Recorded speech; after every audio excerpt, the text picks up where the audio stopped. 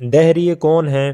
عرب قوم میں کچھ لوگ ایسے بھی تھے جو خدا کی ذات اور آخرت اور کسی بھی مذہب کے سرے سے قائل ہی نہیں تھے، اور ان لوگوں کو دہریے کہا جاتا تھا۔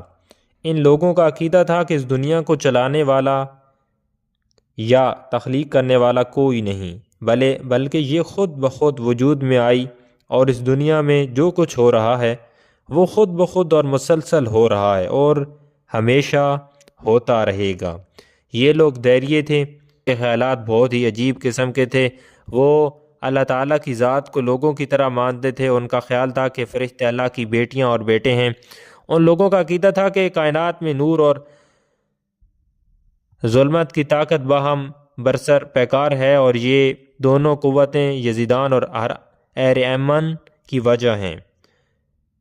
یزدان اور نور اور اہرمن ظلم کی برائی کی تحریک ہے۔ وہ آگ کا نور کا مظہر سمجھتے تھے، اس لیے آگ کی پرستش کرتے تھے۔ عربوں میں ان کی تعداد بہت کم تھی۔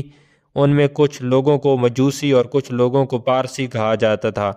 عرب میں کچھ لوگ ستارہ پرست بھی تھے، ان کو سائبین کہا جاتا تھا۔ ان کا خیال تھا کہ ان کا مذہب الہامی ہے، وہ ستاروں کو خدا کا حصہ تصور کرتے تھے۔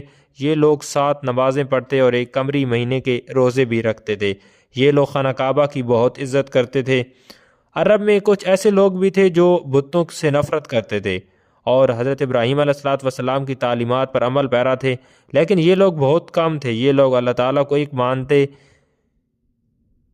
مردار خوری اور خون ریزی اور دیگر بری چیزوں سے نفرت کرتے تھے۔